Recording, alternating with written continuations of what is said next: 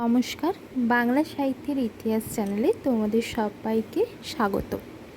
আমার একটি ছোট্ট প্রয়াস বাংলা সাহিত্যের ইতিহাসের মধ্যে মঙ্গল কাব্যের কিছু আলোচনা তোমাদের সাথে আমি ভাগ করে নেব।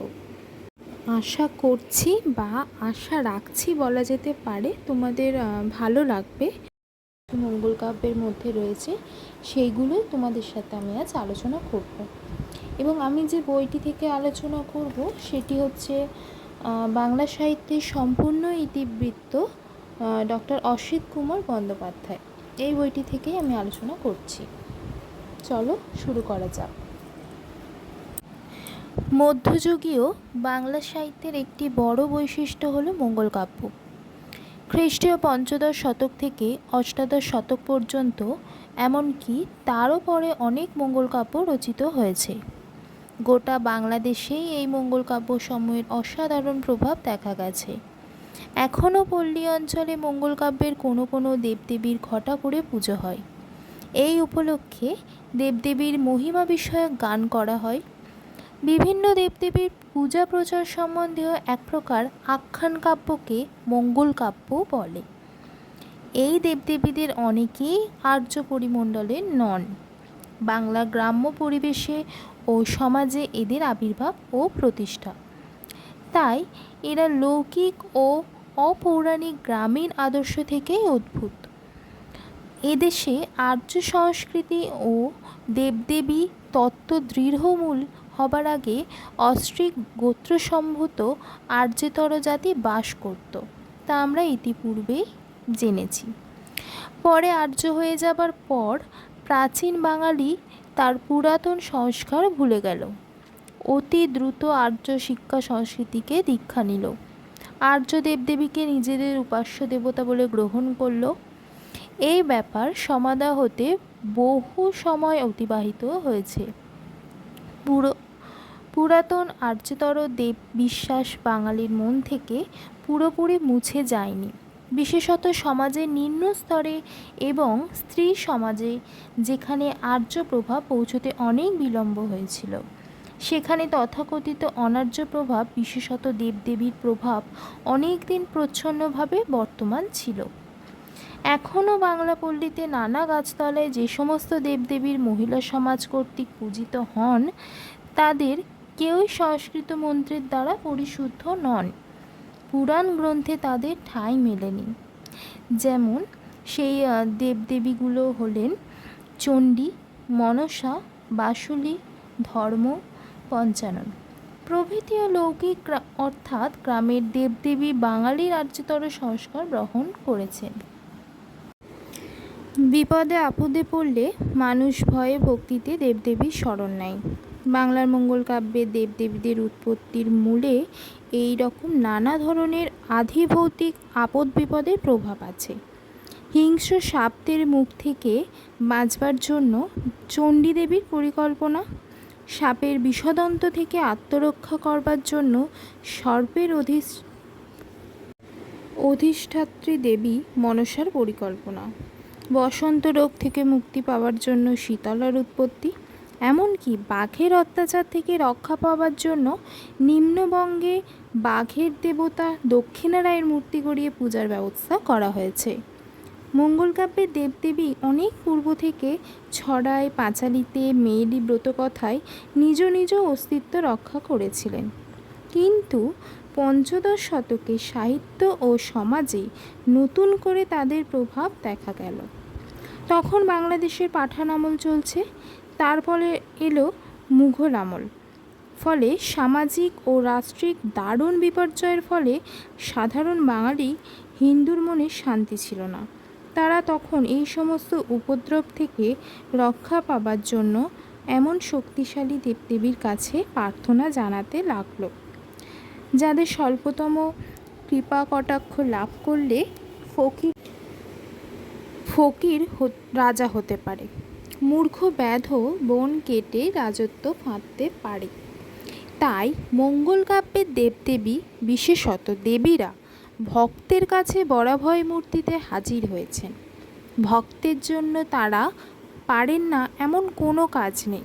ভক্তের জন্য তারা ন্যায় অন্যায়বোধ পর্যন্ত বিসর্জন দিয়ে ভক্তের শত্রুর বিরুদ্ধে বিনা কারণে খড়গহস্ত হয়েছেন। তাই তাদের রুষ্টিতুষ্টি বড় ভয়ঙ্কর। এই সমস্ত দেবদেবীর পরিকল্পনার মূলে কিঞ্চিৎ রূঢ় রুক্ষ আর্যতর প্রভাব আছে, তা অস্বীকার করা যায় না। অবশ্য পঞ্চদশ ষোড়শ শতাব্দীর সমাজে পৌরাণিক প্রভাব গভীরভাবে অনুপ্রবিষ্ট হলে মঙ্গল কাব্যের দেবদেবীরাও জাতে উঠতে লাগলেন। আদিতে চণ্ডী ছিলেন অনার্য ব্যাদ জাতির দেবী, কিন্তু ক্রমে ক্রমে তিনি শিবের গৃহিণী পার্বতীর সঙ্গে এক হয়ে গেলেন।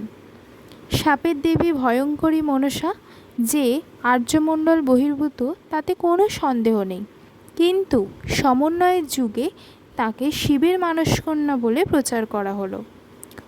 পুরুষ দেবতা ধর্ম ঠাকুর পৌরাণিক না হলেও তাকে প্রায় বিষ্ণু করে তোলা হয়েছে। তাই একদা এই সমস্ত আর্যতর গ্রাম্য দেবদেবীর নিম্ন সমাজে পূজিত হলেও খ্রিস্টীয় পঞ্চদশ শতক থেকে সমন্বয়ের যুগ শুরু হলে তারা উচ্চ বর্ণেরও শ্রদ্ধা লাভ করলেন। ব্রাহ্মণ কবিরা পূর্বতন সংস্কার বিস্মৃত হয়ে চণ্ডী, মনসা, বাসুলী, ধর্ম ঠাকুরের আরাধনা ও তাদের মহিমা প্রচার কাব্য রচনায় মহানন্দে আত্মনিয়োগ করলেন। সাধারণত অধিকাংশ মঙ্গল কাব্যে দেবদেবীর পূজা প্রচারিত হয়, আর সেই প্রচার কার্য সমাদা হয় দেবীর কোনো ভক্তের দ্বারা, যিনি পূর্বে ছিলেন স্বর্গের অধিবাসী। তার দ্বারা মত্তধামে পূজা প্রচারের জন্য দেবী তাকে বিনা অপরাধে বা সামান্য অপরাধে শাপ দিয়ে মর্তে মানুষ জন্মগ্রহণ করতে বাধ্য করেন। মর্তে দেবীর পূজা প্রচারের পর তবে শাপভ্রষ্ট দেবকুমার বা স্বর্গের কোনো নর্তকী মর্তদেহ ত্যাগ করে পুনরায় স্বর্গে ফিরে যাবার অনুমতি পান। তাই মঙ্গল কাব্যের খানিকটা অংশে দেব কাহিনী, বাকি অংশে মর্ত কাহিনী বর্ণিত হয়। প্রধান প্রধান মঙ্গল কাব্যের প্রারম্ভ ভাগে শিবের গৃহস্থালির জীবন্তভাবে বর্ণিত হয়েছে। অবশ্য এই শিবের গ্রাম্য মানসিকতা বেশি লক্ষ্য করা যায়। মনে হয় বাঙালির আর্যেতর সংস্কারের সঙ্গে শিবের যোগাযোগ বহুদিন পূর্ব থেকেই চলে আসছে। মঙ্গল কাব্যের প্রধান দেবদেবী মনসা, চণ্ডী, ধর্ম ও শিবকে কেন্দ্র করেই অনেকগুলি আখ্যান কাব্য রচিত হয়েছে। একদা এদের ভক্ত সংখ্যা ছিল অনেক। এখনও গাছতলে ও পুরাতন মন্দিরে এদের শিলামূর্তি বা মৃন্ময় মূর্তির পূজা হয়। সেই পূজা উপলক্ষে দেবদেবীর মহিমা বিষয়ক মঙ্গল কাব্য পঠিত ও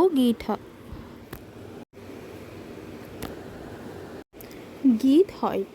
বর্তমানকালে গ্রামে মনসা ও ধর্ম ঠাকুরের খুব ঘটা করে পূজা অর্চনা হয়ে থাকে। অন্যান্য মঙ্গল কাব্যের দেবদেবীদের মহিমা এখনও নিষ্প্রভ হয়ে গেলেও মনসা ও ধর্ম ঠাকুর এবং উক্ত দেবদেবীর মহিমা জ্ঞাপক মঙ্গল কাব্য জনসাধারণের মধ্যে বেশ উৎসাহ সঞ্চার করে। এর উপরে আর্য সংস্কার ও পৌরাণিক ঐতিহ্যের পালিশ পড়লেও পুরাতন আর্যতর সংস্কার দুর্নিরীক্ষ নয়। চণ্ডী, মনসা ও ধর্ম ঠাকুরের লীলাকাহিনী বিষয়ক মঙ্গল কাব্যগুলি সাহিত্যের দিক থেকে প্রশংসনীয় বলে আমরা এই গ্রন্থে প্রধানত এই 3 শ্রেণীর মঙ্গল কাব্য আলোচনা। যাই হোক, আমি এখানেই শেষ করলাম আলোচনা। ছোট করেই আলোচনাটা করলাম। তোমাদের ভালো লাগলে অবশ্যই লাইক করে দিও, সাবস্ক্রাইব করে দিও এবং কমেন্ট করে দিও। ধন্যবাদ।